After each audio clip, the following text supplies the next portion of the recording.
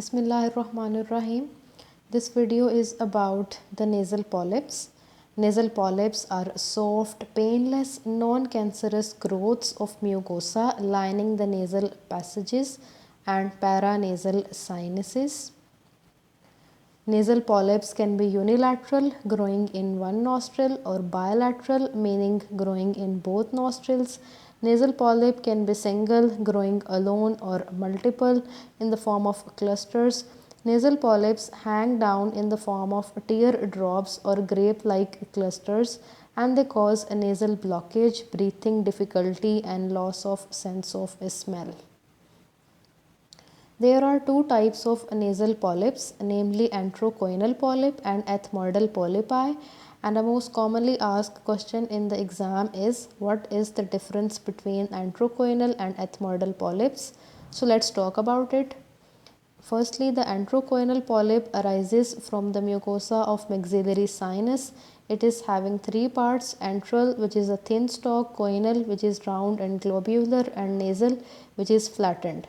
Exact cause is unknown. It is usually single and unilateral and occurs most commonly in children and young adults, while ethmoidal polypi arises from the lateral wall of the nose, usually from the middle meatus, ethmoidal sinuses, uncinate process, middle turbinate. They are small and grape-like masses. They are multifactorial in origin, while allergy is most commonly involved. They are multiple and bilateral and occurs mostly in older adults. Let's talk about the enterocoinal polyp in detail. So what are the symptoms of enterocoinal polyp? Unilateral nasal obstruction is the presenting symptom, but it can become bilateral if the polyps grows in the nasopharynx and obstruct the opposite choana. Voice become thick and dull due to the hyponasality, also known as rhinolalia clausa. For rhinolalia clausa, there is a separate video on my channel. You can also check this out. Mostly the nasal discharge, which is mucoid, is seen in this condition, and then the signs of enterocoinal polyps. It may be missed on anterior rhinoscopy because it grows posteriorly, but if large, smooth, grayish mass covered with nasal discharge may be seen, while posterior rhinoscopy reveals globular mass filling the choanae or nasopharynx. How to diagnose enterocoinal polyp? Mostly the diagnosis is done on clinical examination, while to confirm the diagnosis, X-ray paranasal sinuses and X-ray lateral view soft tissue nasopharynx are mostly done, while the CT scan of paranasal sinuses reveal the extent of polyps. Endoscopic examination can also be done. Now the treatment of enterocoinal polyp. The enterocoinal polyp mostly does not respond to the medical treatment, so the treatment is mainly surgical, and endoscopic sinus surgery is the treatment of choice. In the past, polypectomy was done, but it is not done now. For the cases of recurrent enterocoinal polyp, Cordwell-Luck operation is done to remove the polyp completely from the site of its origin and to deal with coexistent maxillary sinusitis. Let's talk about the ethmoidal polypi in detail. As said earlier, ethmoidal polypi are multifactorial in origin, so the main causes are as follows.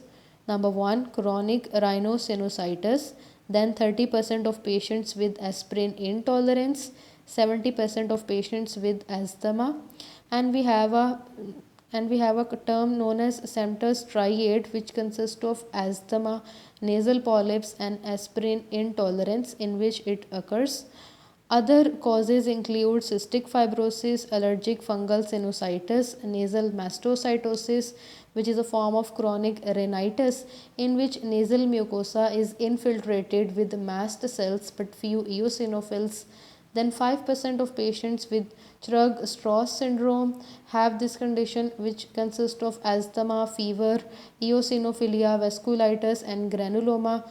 Then Young syndrome in which there are thick nasal secretions, and it consists of sinopulmonary disease, Cart-Agener syndrome, which consists of bronchiectasis, situs inversus, and ciliary dyskinesia, may have bilateral ethmoidal polypi. Then the patient will give the history of the following symptoms: nasal stuffiness, runny nose, post nasal drip, sneezing, headache, hyponasality, and loss of sense of smell and taste. Then the signs. On anterior rhinoscopy or endoscopic examination, smooth, glistening, grape-like masses will be visible, which are insensitive to probing and they do not bleed on touch, and a condition known as talicanthus, in which there is increased intercanthal distance, may be seen. Also, there is a broadening of nose. Let's discuss an exam question related to this condition. A 42 years old female presents with the history of bilateral nasal obstruction, headache, post nasal drip, and nasal discharge for 1 year. Examination reveals multiple glistening masses in left nasal cavity causing left sided proptosis. What is the diagnosis and what treatment will you offer? Diagnosis is made on history and clinical examination of the patient, and in this case, history and examination are indicative of ethmoidal polypi, as discussed earlier about the signs and symptoms of ethmoidal polypi. So the answer to the scenario is ethmoidal polypi. Also, CT scan paranasal sinuses can be done to detect the extent of inflammation, to exclude the bony origin, and to plan surgical management. There are two types of treatment options which are available for ethmoidal polypi, namely the conservative or medical treatment, in which antihistamines are given to relieve allergic congestion. Steroids like fluticasone, budesonide, and diclomethasone, both in the form of nasal sprays and oral tablets, are given to relieve inflammation. Nasal decongestants like xylometazoline, oxymetazoline are given to relieve congestion, and to treat any superadded infection, antibiotics should be given. While the surgical management, if the polyps are large and they do not respond to the medical treatment, then functional endoscopic sinus surgery is the treatment of choice to remove the polyps. Other surgical options include polypectomy and ethmoidectomy, which can be intranasal, extranasal, or transantral, but these are not done now. There must be a follow-up after the surgery to prevent the recurrence, and steroids and antihistamines should be continued after surgery to prevent the recurrence. Complications which can arise if the polyps are not treated include obstructive sleep apnea. Due to the nasal obstruction, there is cessation of breathing at night. Then proptosis, if the polyps involve the orbital wall, then proptosis can occur, and if the polyps erode the base of the skull, it can lead to the intracranial complications as well, which may be lethal.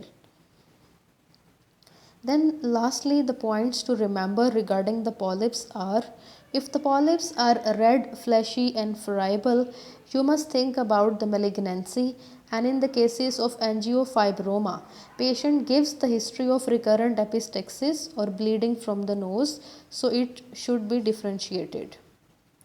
That's all about today's video.